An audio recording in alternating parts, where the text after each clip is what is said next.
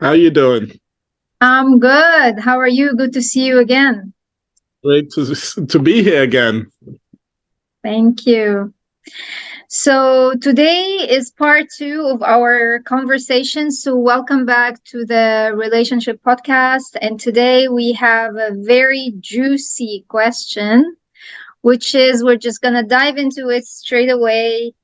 How to stop men from ghosting women after sex.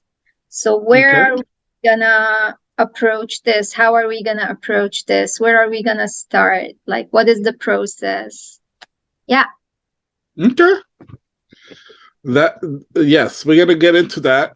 Um, um, and and I know that really we're gonna be doing it in two parts, correct?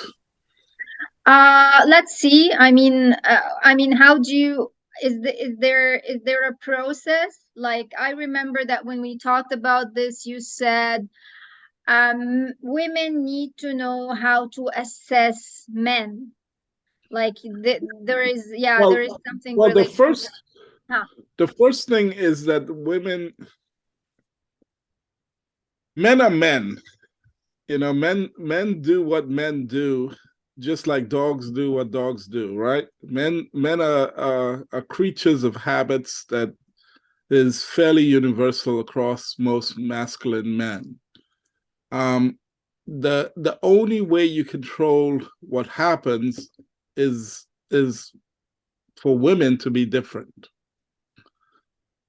So the first thing that I think is very important for women is to realize who they are. Most women believe that they are equal or that they are subordinate to men, and they're not.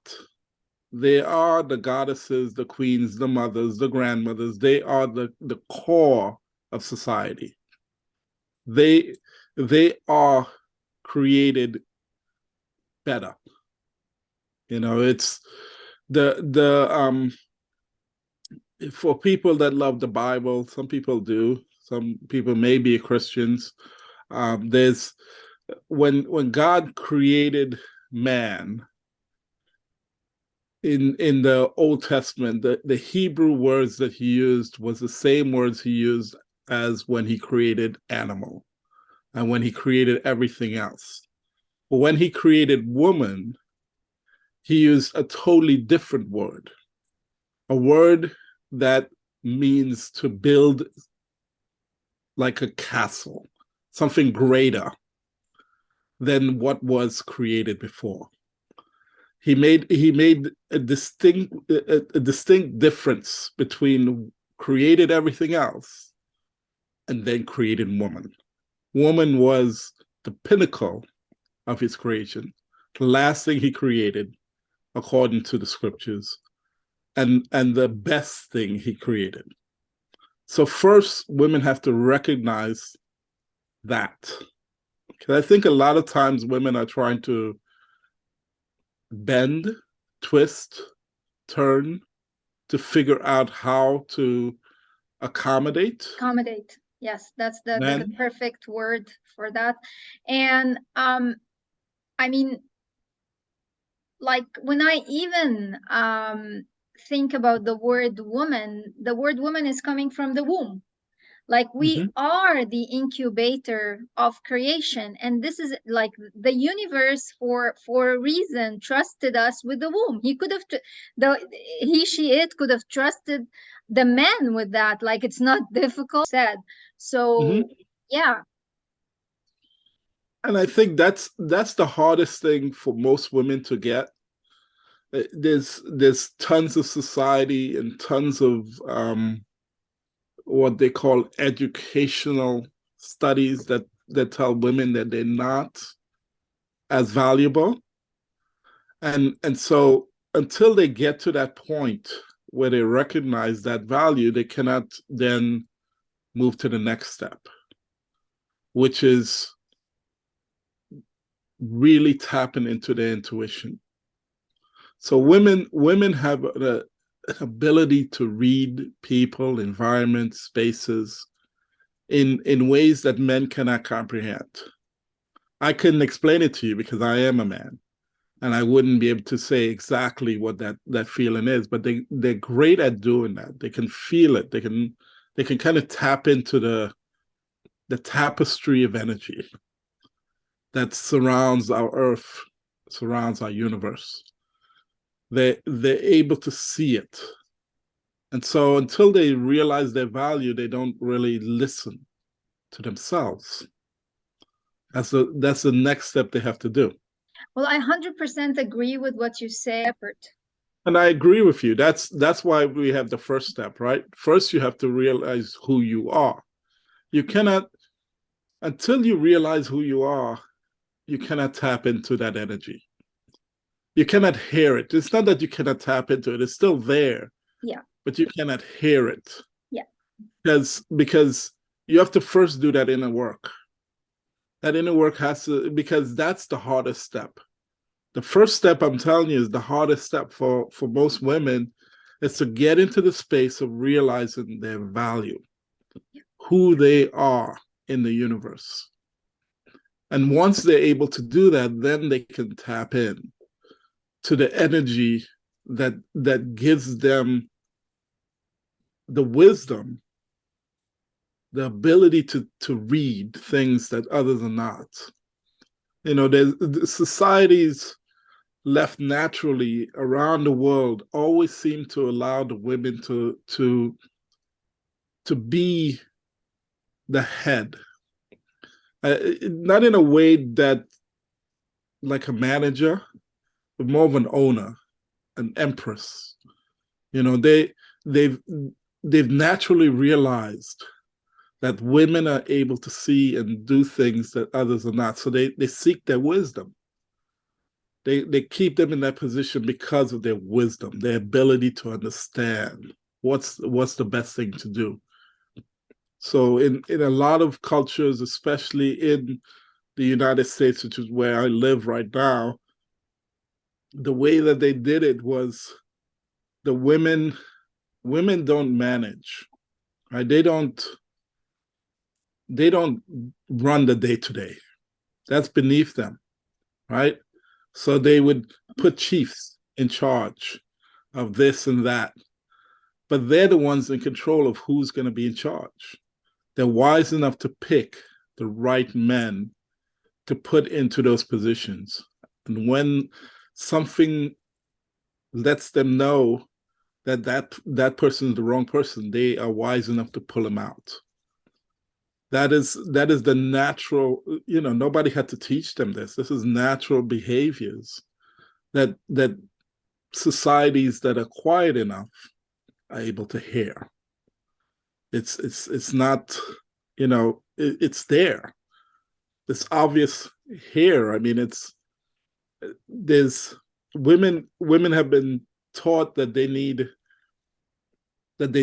men to become fully who they are, as if that is they're broken until. And it's, if you look at the world, you can see the amount of energy that men spend to get into the realm of women, and the amount of energy that they seek to get in with women, and at the same time they tell women that they're the ones that need to chase them, which is so crazy. If you just open your eyes, you realize it's the other way around. Women don't have a problem attracting men are seeking them.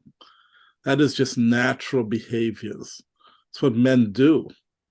They spend all of their energy thinking of different schemes of how to get into the space where women migrate.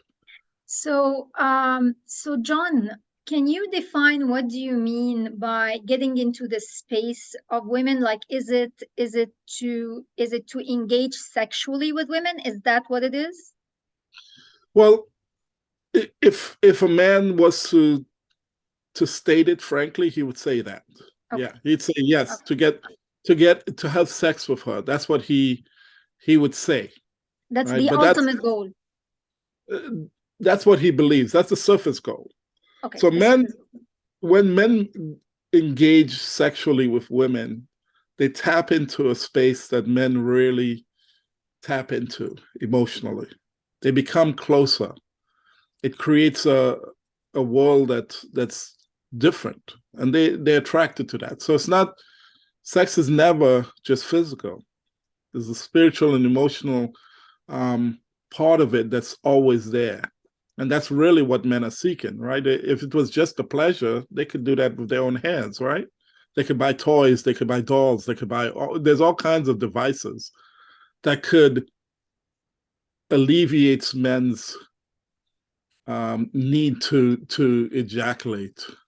So John, I'm a bit confused here because what I see in real world from the people I meet, my personal experience, my clients, is that men don't really perceive sex as that sacred. They don't perceive that bond as tapping emotionally into something. So from what I see is that for them it's just a release. Like most of the men, they just want to release and that's it. They don't even want intimacy or to engage emotionally. They feel safer that way, that they are detached.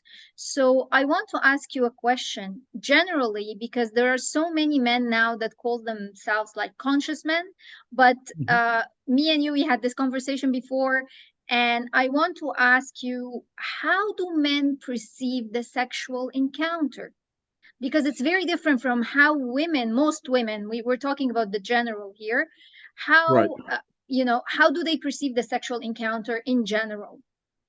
Well, the sexual encounter for men, uh, it's not, like I said, it's not just the release, right? They could get the release doing any kind of other way that doesn't involve women, right? It's not about the release. It's about being able to pleasure and and have a position of power within the realm of women. Is being able to be in her space, to make her happy, or make or be or conquer that that powerful person, Hmm. right? That it's that interaction that they drive towards, is the need for women, not just for sex, is for being able to get women to allow them to have sex with them. That's an accomplishment that is higher than anything else in a man's world.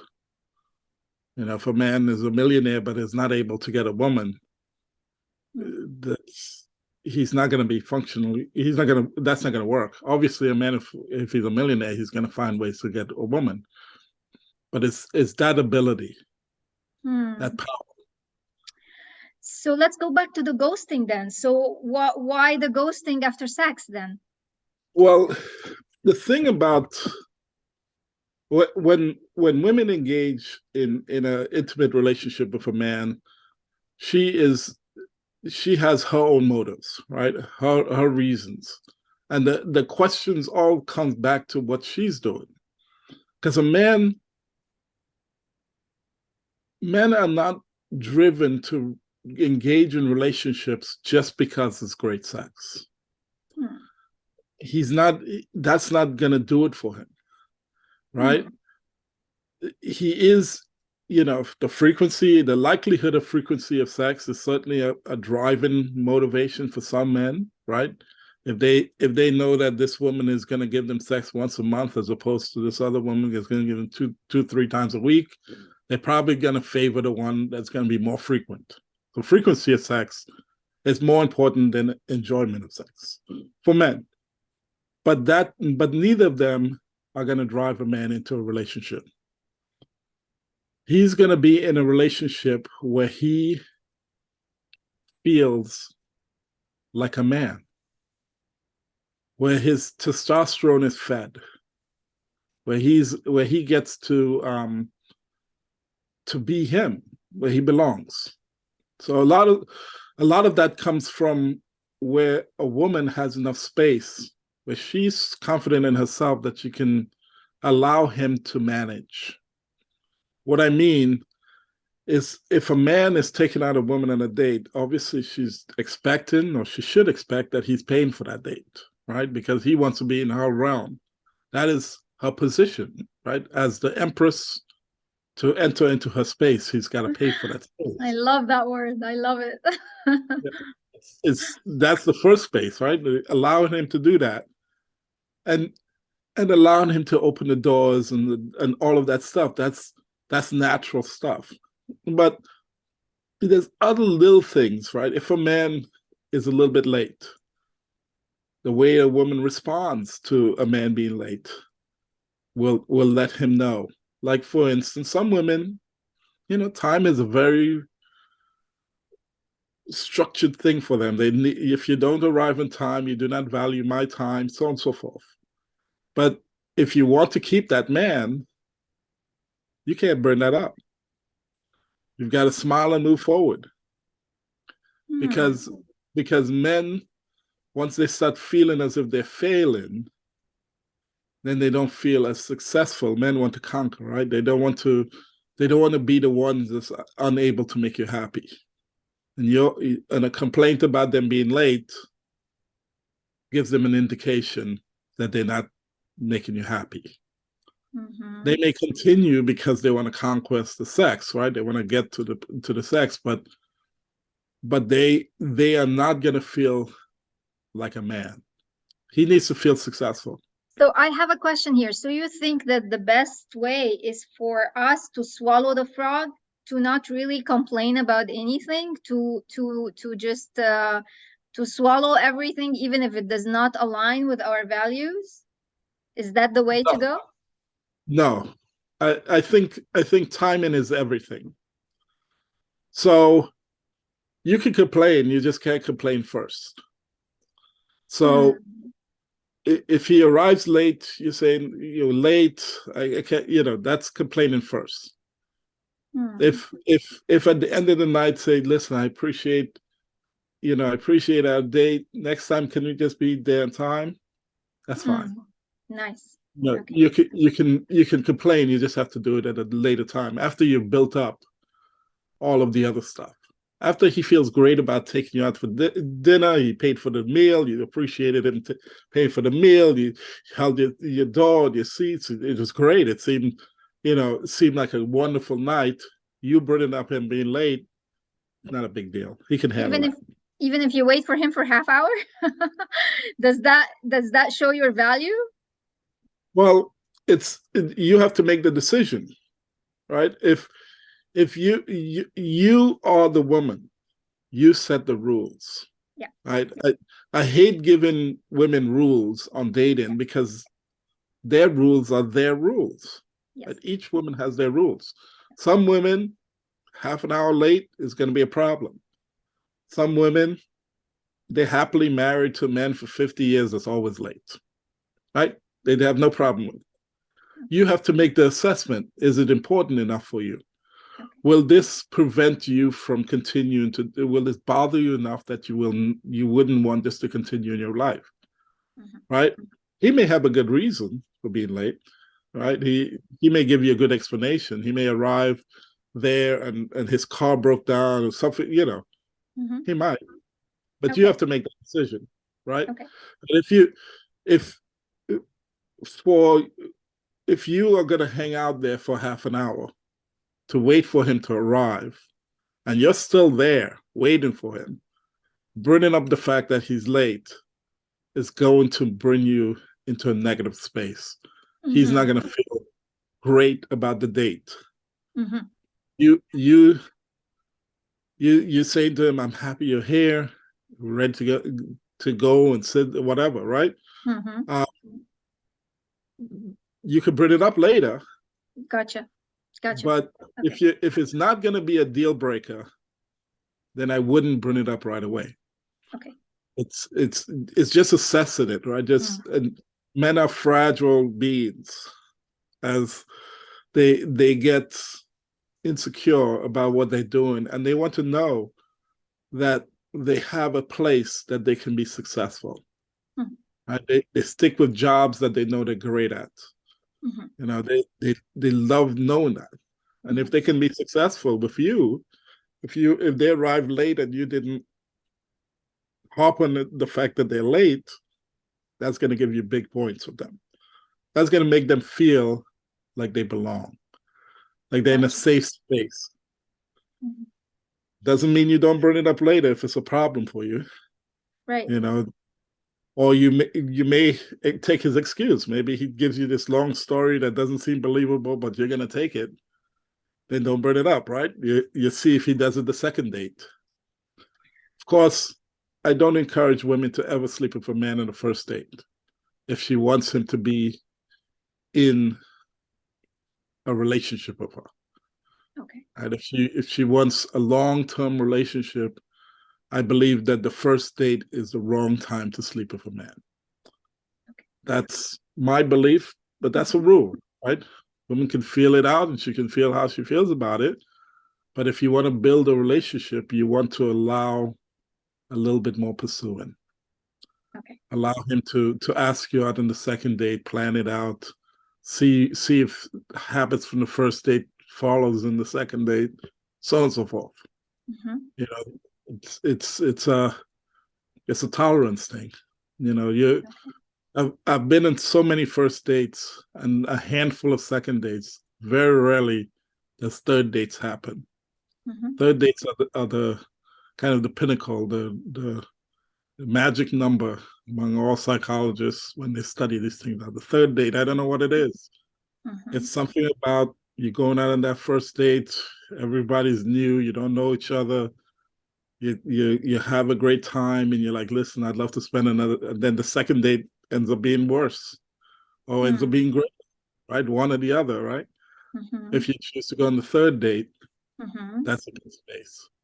That's But a that sorry. That's a what? that's a good space. If Good you space. feel Okay. if you feel like going on a third date with somebody, you know that there's some feelings there that they're doing some stuff that you like and you enjoy being in.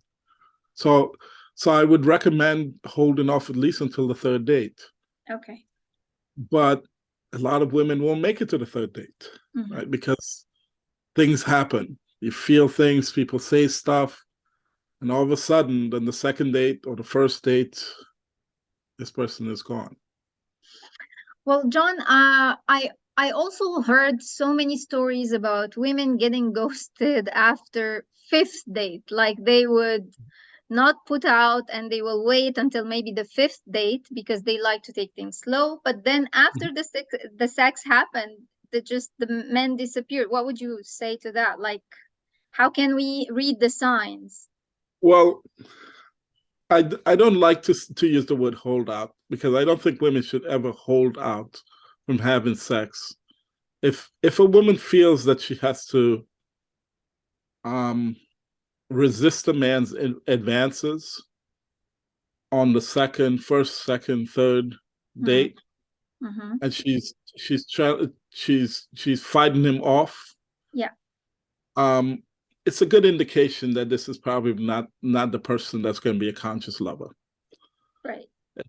It's sex happens when it happens, and it should be a natural flow, right? It's the first date. You know, you could kiss on the first date. I don't have a problem with people getting chemistry. Kissing gives you good chemistry. Some people don't want to, right? It's a choice. Mm-hmm. So listen, I don't feel comfortable right now kissing. But if a person wants to sleep with you, wants to advance the relationship further, then they're just counting down the numbers, right? However many dates they have to get you to open that door, they've already figured out a combination, right? The fifth date she's gonna give me it. So I just have to Gotcha. pretend that I like her and that we're having a good time until I get to that magic number. Right? That's why I don't like to it, it shouldn't be a resistance. It should be something that you all are both doing together. It's a conscious building of the relationship. She could let him know in the first date that she's really looking for a relationship. And she's looking for somebody that's going to be there long term. And she'd like to take her time and and and just get to know him, you know, just get to know him in the first few dates, see how the chemistry work, see if they agree or disagree and stuff. You know, I would take them shopping, grocery shopping. Grocery shopping is a great way to see how people negotiate. Hmm. It allows you to decide on what you're going to make, and you could see how they react to things that they want to do and you don't want to do, and it's a great way of kind of disarming a person. They think they're just shopping, but you're looking at what they're doing, how they're reacting. It's a Hmm. great little date. This let's grocery shop. It could be a third date thing or a second date. We're gonna cook together. Let's grocery shop together. Let's meet at the grocery. We're gonna shop for all of the stuff that we need, um, and see how they react. See Hmm. if they can take no's. See if they can voice what they like. See how they react, how they communicate. So that gives you a lot of Insight. insight into how they negotiate their Hmm. relationship.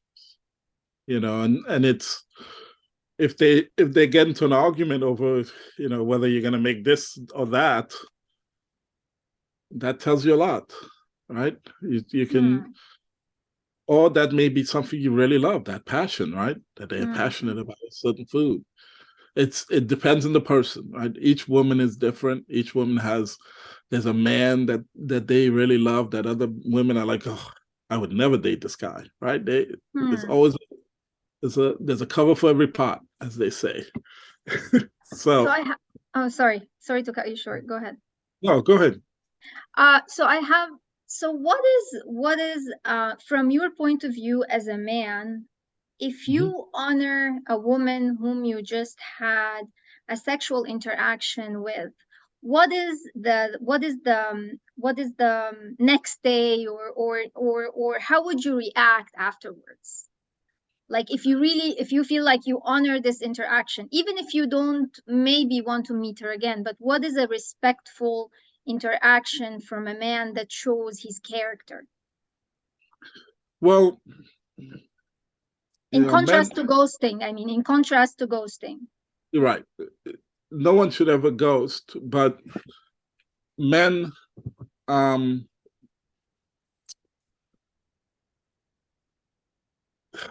to describe it, men are usually foolish about how they react afterwards.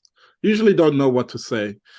But for me, if we had a good interaction, I'm excited to let you know that, right? And it's something that even if their interaction wasn't as perfect as I would like it, I'd love. I still felt something. I'd like you to know that. So I would have a hard time, depending on how belonged I feel, how safe I feel. I may be willing to express my emotions of how it made me feel. If I feel as if I have to be guarded, I may reserve how long I may take a little bit longer to respond, right? It just Hmm. it just depends on how safe I feel. Hmm. Because being all gooey with somebody that you don't feel safe with, it leaves you vulnerable for them to hurt you. Right. So being more calculating how much time, like maybe a day or two before, so that she doesn't think I'm that Hmm. eager. That comes from a place of trying to protect your emotions, right? Because guys tap into that energy as soon as they have sex. They're feeling great about that connection. Now, depending on the guy, he could take a couple of days, but Oh. most guys don't know what to do, right? Hmm. Most guys are unaware of the expectations that women will have. Right. So it's a great idea for women to indicate those things, right? I would say it before they have sex. I'd say things like, I really enjoyed when, if I'm connecting with somebody, that they let me know. Especially if we've, I'd give them stories of, men have, Hmm. give them a hint, because guys are dense. They just don't know. That's They don't. They sometimes don't realize that they're hurting the people. Right? They may have had a great time, but they just didn't know, and then the woman reacts before he gets a chance to, and it becomes this bigger thing, right? hmm. And then he's feeling sour. He's feeling inadequate because he Hmm. blew it without knowing that he was blowing it. And Hmm. so he's like, I don't know if I want to be in a relationship where I am ill prepared to handle this, the negotiations, right? If Right. I'm going to be surprised, if I'm going to be unaware, that I don't feel safe in this relationship. I can be in trouble any moment, and I don't know when I will be. And so that scares men. Men like to be in control, like to know what's happening, and when they feel as if they are talking to a person that is ununderstandable for them, they kind of stay away from it. So if she gets upset and he actually had a great time, but he didn't get a chance to talk to her or text her, didn't think about it, figuring he'd call her later in the week, you know, he's gonna feel set off by that. I can tell you right here, right now, that's a really bad decision. You should never, ever wait for even 2 days. Like for I, women, we have a lot of emotional insecurities and we need that emotional reassurance straight away. I'm talking most women. You Absolutely. need tomorrow, you need to send something nice, something kind, something sweet, even if you don't intend to repeat that encounter again. Waiting for a week, she will turn a sweet memory sour. If she values herself, if she wants a relationship or even not. But that's for most women lack of respect. You wait a week, for most women you blew it. That's it. Absolutely. That's it. I totally agree with you. And suddenly I am more knowledgeable than most men, and I would never do that. Right? I usually will let him know by the time I get home if I've left that place, right? And I will let them know the next day. I'll probably send them flowers, so on and so forth. Right? That's going to be a normal reaction, because I understand when women start tunneling in their head, it just gets worse and worse and worse and worse and worse and worse and worse. And it doesn't matter what was the reality, because once the emotions comes in, Exactly. that is the reality. Yeah. What she thought in her head will trump anything that was actually happening in yours. That's the reality. Yeah. And so I know that, but most men don't. And so if women want to be in relationships with men, they have to help them along. They have to they have to give them that information, that these are the kind of things, within the first few dates before y'all sleep together, give them some stories of men that just, Hmm. and so that they have, you're not directly telling them that's what you have to do, but you're indicating that this is what you expect to happen. And that way the man has all the equipment he needs to make the right decisions. So I think we will have a part three for that conversation. We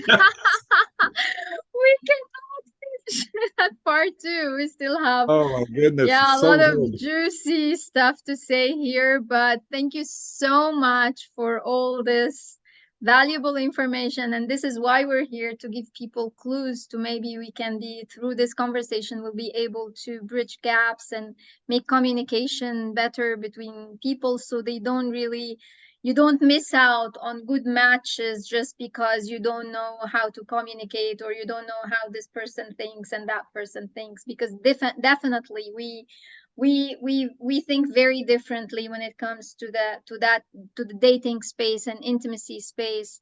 We interpret things very differently, and sex itself is a very vulnerable space. So Absolutely. there are a lot of misunderstandings that can happen in that space. So I appreciate you being here, and we'll definitely have another conversation to expand on this again.